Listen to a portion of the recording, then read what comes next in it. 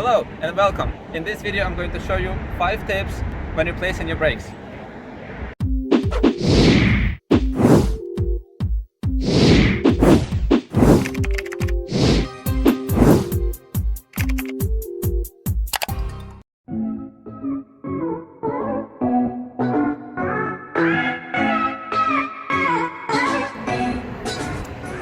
So the tip number 1 is the brake pads. For some it's just a simple thing as taking the brake pads, but believe me, there is a difference. I made a mistake of buying a race pads and they are done just within 12,000 miles. Last year, if you haven't seen my video about how to replace the pads, I will put the link somewhere over here.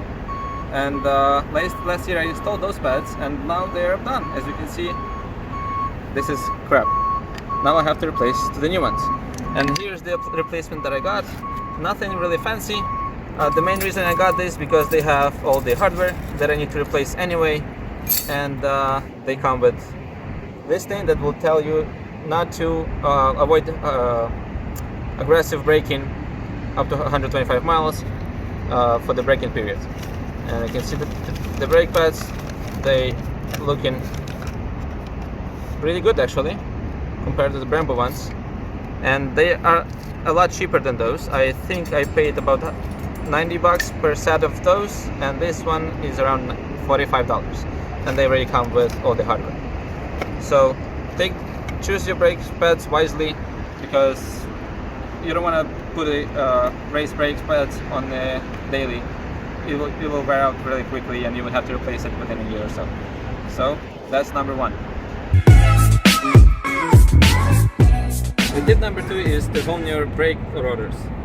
What most people avoid is to do anything with the rotors and they just slap the new brakes. They are not going to be embedded properly, and that's gonna cause the braking issue. So for that I bought this piece, and that will help me get scuff this thing up and make it ready for the new pads. I will link this product in the description below so you can get it for yourself.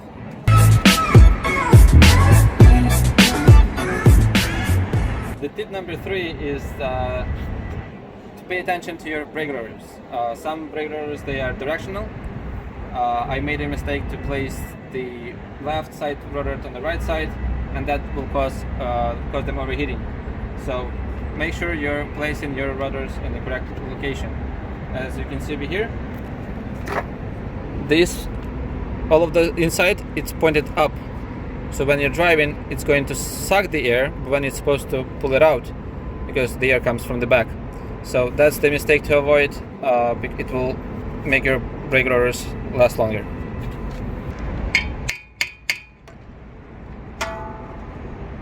Okay. So now I'm going to put this on the correct side because I messed up the first time.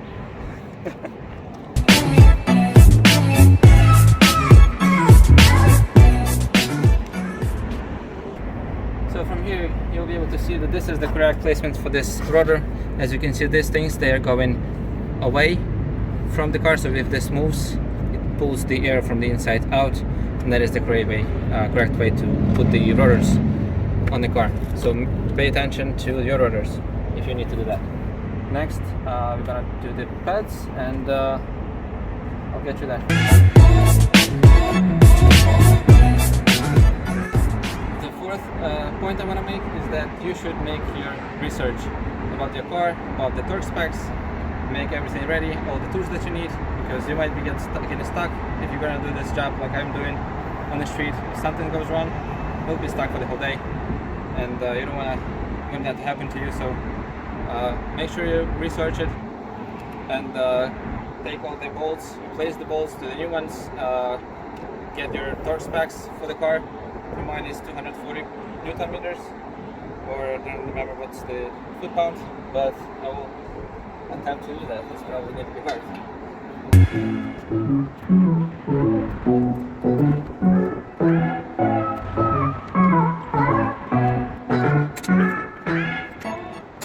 Whew. That was a tough one. Let's go on the other side.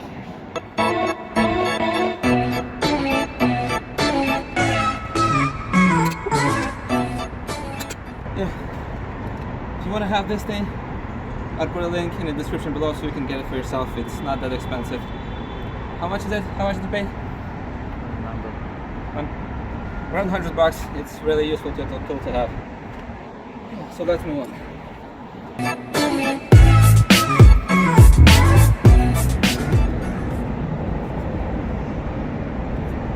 So I'm guessing the fifth point and the last one will be to use Antiseize on surfaces that's going to be touching the other metals, because they will get rusted and you will have a hard time to remove them the next time you're going to do the brake job.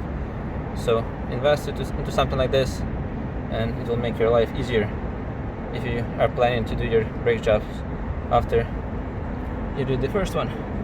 If you're gonna sell it, don't mind.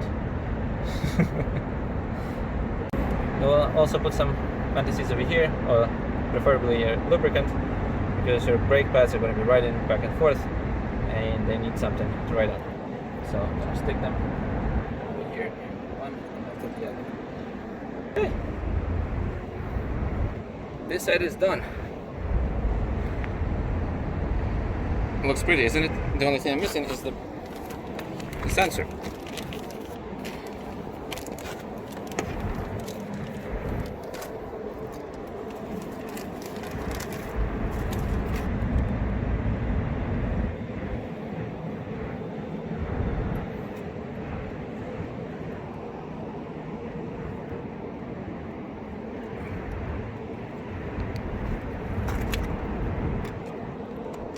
Alright, this guy is done here.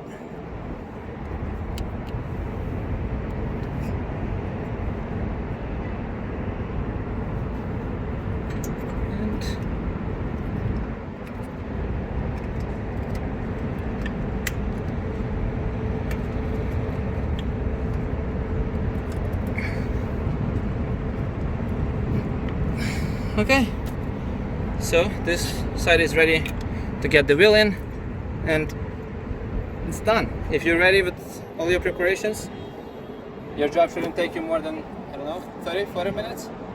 So the preparation is the key and the main point of this video. So I hope you enjoyed, guys. Stay tuned for more, subscribe, like the video, and I'll see you next time. Goodbye. Yeah.